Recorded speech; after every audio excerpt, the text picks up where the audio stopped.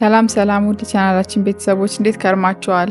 ዛሬም እንደተለመደው እንግዲህ በሌላ የምግብ ዝግጅት ፕሮግራም ተመልሼ መጥቻለሁ። ዛሬ ይዤላችሁ የመጣሁትም በጾም ወቅትም ሆነ በሌላ ጊዜ በቀላሉ በቤታችን እያዘጋጀ ልንጠቀመው የምንችለው የአኩሪ አተር ወተት ነው። እንደምትወዱትም ተስፋ አድርጋለሁ። እስከ መጨረሻው አብራችሁን ቆዩ።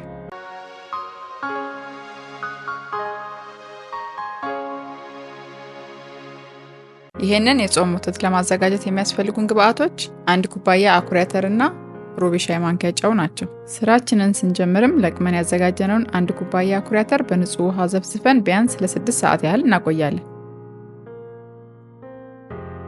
የቆይታ ጊዜው እስከ 12 ሰዓታት ያህልም መርዘምም ይችላል።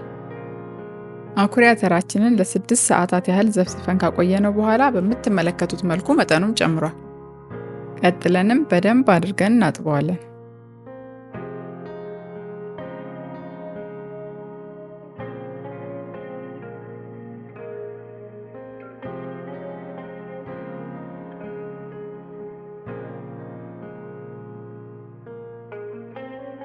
በደንብ አድርገን ካጠብነው በኋላም ውሃውን እንቀይርና አልፎ የመጡ የአኩሪ አተሩ ሽፋኖችን እየለቀምን እናወጣለን።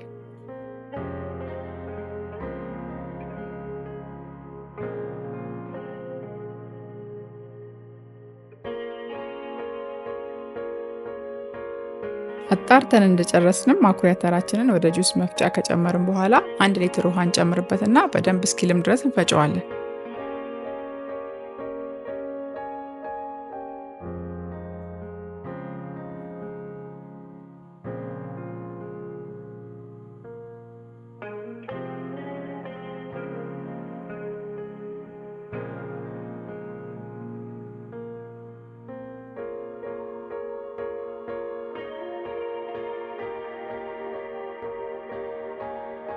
ፈጭተን ከጨረስንም በኋላ በምትመለከቱት መልኩ የጨርቅ ማጥለያ አዘጋጅተን እየጨመቅን እናጠለዋለን።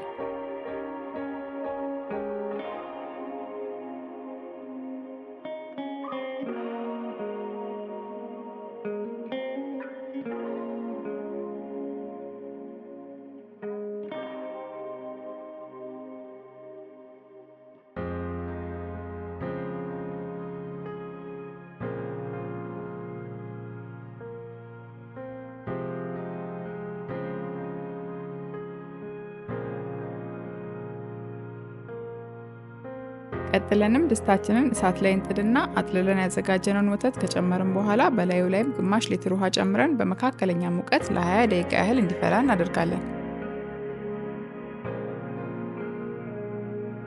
በሚፈላበትም ወቅት በየመሃሉ ቶሎ ማማሰል ያስፈልጋል።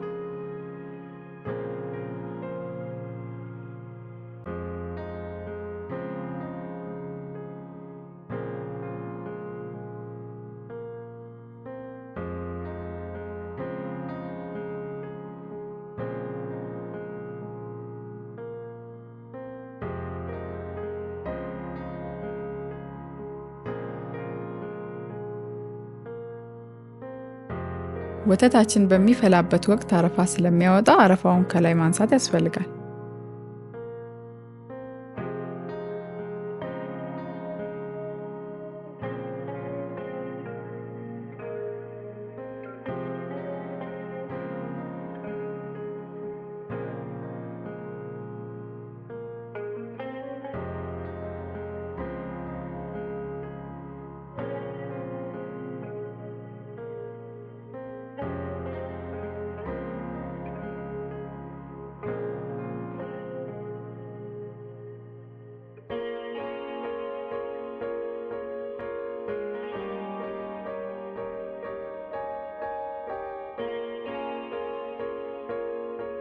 ወተታችን ሊወርድ ሲቃረብ ሩብ የሻይ ማንኪያ ጨው እንጨምርበታለን።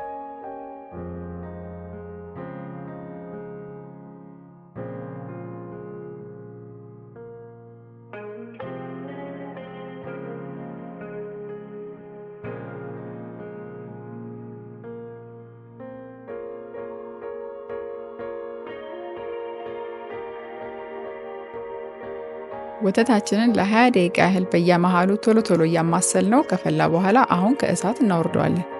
አውርደነው እንዲቀዘቅዝ ለ15 ደቂቃ ያህል ካስቀመጥነው በኋላ እንደምትመለከቱት ስልባቡ ታውጥቷል።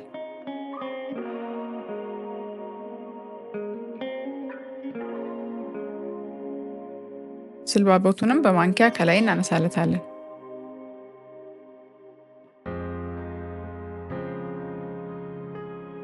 ቀጥለንም ወተታችን ቀዝቀዝ ካለ በኋላ በማጥለያ ጥለን ስራችንን እናጠናቅቃለን ማለት ነው።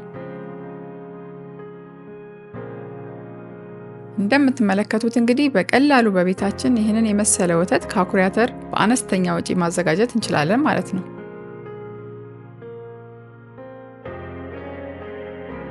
ወተታችንን እንደ ፍላጎታችን ያለ ስኳርም ሆነ ስኳር ጨምረንበት መጠቀም እንችላለን። ጥሬውንም ከመጠጣት ባለፈ ወተቱን ማኪያቶም ሆነ ልክ እንደ ሱፍ ፍትፍት የአኩሪ አተር ፍትፍት ልናዘጋጅበትም እንችላለን።